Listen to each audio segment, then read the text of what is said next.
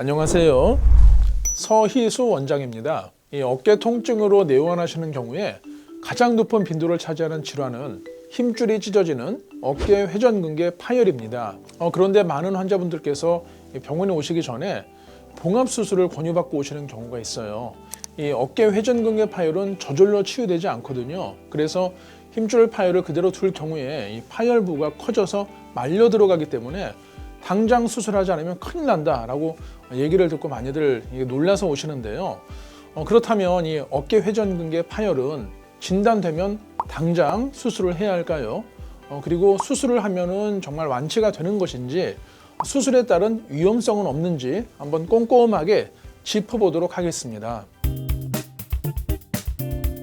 이 어깨 회전근개 파열은 이 어깨를 움직여주는 힘줄이 찢어지는 질환이라고 알려져 있는데요. 정확히 힘줄의 어느 부위에서 파열이 발생하는지 알고 계신 분들은 많지 않습니다. 회전근개 파열이 발생하는 위치는 힘줄의 중간 부위가 아니라 어깨 힘줄과 어깨뼈가 부착되는 이 부착 부위입니다.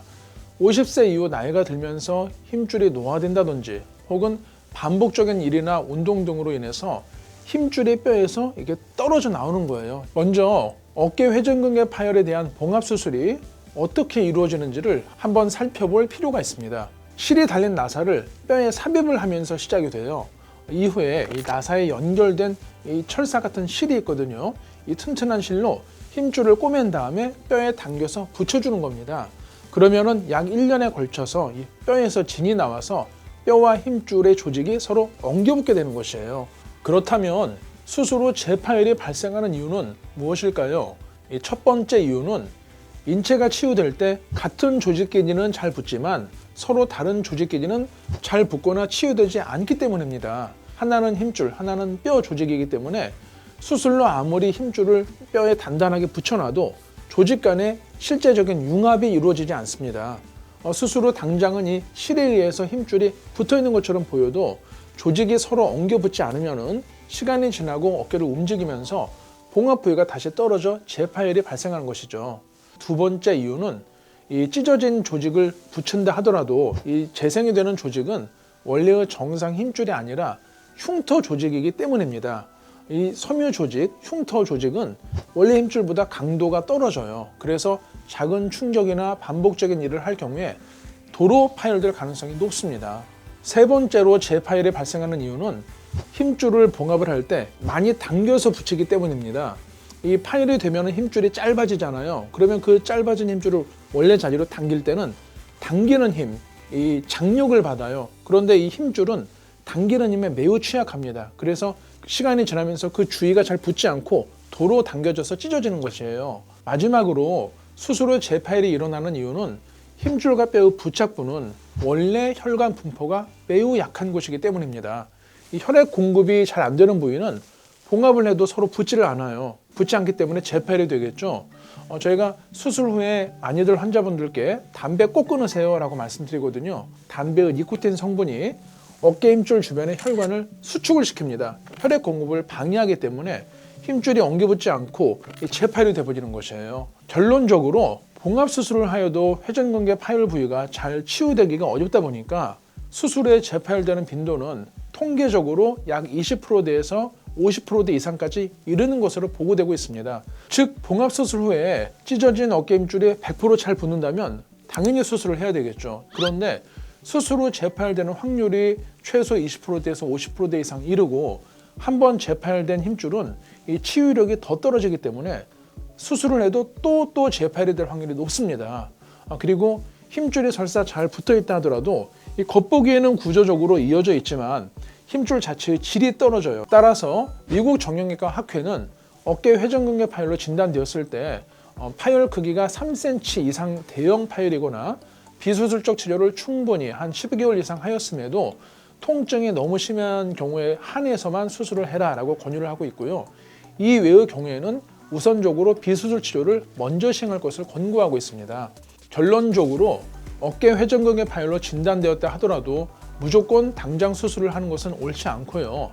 먼저 충분한 비수술적인 치료를 시행을 하고 그래도 안 되는 경우에 한해서 수술을 선택하시는 것이 바람직한 방법이겠습니다.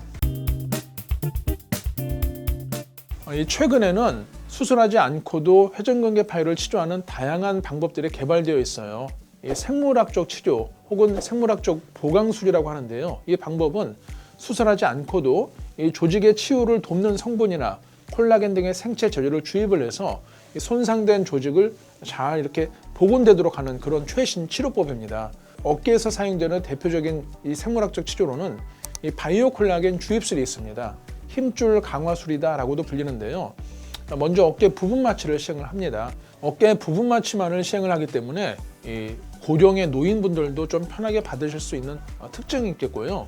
이후 정밀 초음파를 보면서 이 특수한 바늘이나 기구를 이용해서 특수한 목적으로 이 합성된 콜라겐을 이게 직접적으로 주입을 힘줄에 하는 것입니다. 이후에 힘줄 조직의 분화를 촉진하는 약재를 추가로 주입을 하게 되면은 손상된 힘줄이 안에서 좀 복원이 됩니다. 그런데 복원된다고 해서 없는 힘줄이 마치 마법같이 턱 막히는 것이 아니라 주변 부위가 강화되는 그런 효과가 있겠습니다. 또 다른 생물학적 치료로는 골수 자극술이라는 방법이 있어요. 이 골수 자극술은 어깨뼈에다가 1mm 크기의 작은 매우 미세한 구멍을 여러 개 만드는 겁니다. 구멍에서 골수가 천천히 몇 개월에 걸쳐서 흘러나오도록 하는 방법인데요. 이 골수 내에는 우리 인체 치유 성분이 엄청나게 많이 함유되어 있습니다. 그래서 속에 있는 골수가 흘러나오게 함으로써 힘줄의 어떤 복원을 돕는 것이죠. 회전근개 치료와 동시에 이 골수 자극술을 시행을 할 경우에는 치료 후 재파열의 빈도가 상당히 한 10% 이내로 낮아진다는 그런 장점이 있겠습니다. 이러한 생물학적 치료들은 이 비수술적인 치료로 이 부분 마취하에서 이루어지기 때문에 당일 시술과 퇴원이 가능합니다. 그래서 바쁜 직장인들이나 현대인들한테 좀 부담 없이 다가갈 수 있는, 좀 간편하게 받을 수 있는 장점이 있겠는데요. 다만 무조건 이것이 또 만병통치약이 아닙니다. 그래서 내 몸 상태에 어떤 치료가 가장 적합한지를 이 어깨 정형외과 전문의의 조언 하에서 결정하시기를 저희가 당부드리고 있고요. 요약하면 어깨 회전근개 파열의 치료에 있어서 수술은 많은 장점이 있지만 그에 따르는 위험성이나 후유증이 있는 것도 사실입니다. 파열 크기나 환자 나이, 직업, 취미 활동이나 활동 정도에 따라서 개인별 맞춤 치료를 시행을 하는 것이 매우 중요합니다. 예를 들어서 농구나 야구를 즐기는 20대 젊은 청년이 있어요. 그런데 스포츠 외상으로 갑작스럽게 회전근개 파열이 일어난 경우에는 이 주변 힘줄도 건강하고 또 진도 나와서 수술을 해도 잘 붙을 확률이 높기 때문에 수술을 권유하는 것이 좀 더 바람직하겠고요. 반면에 대부분의 50, 60대 이상에서 발생하는 이 회전근개 파열은 노화로 인한 것이기 때문에 이 힘줄을 붙여놔도 힘줄 자체가 낡아져서 잘 안 붙고 재파열이 될 수 있습니다. 따라서 이 바로 수술보다는 충분한 비수술적인 치료를 시행할 것을 먼저 권유하고 있습니다.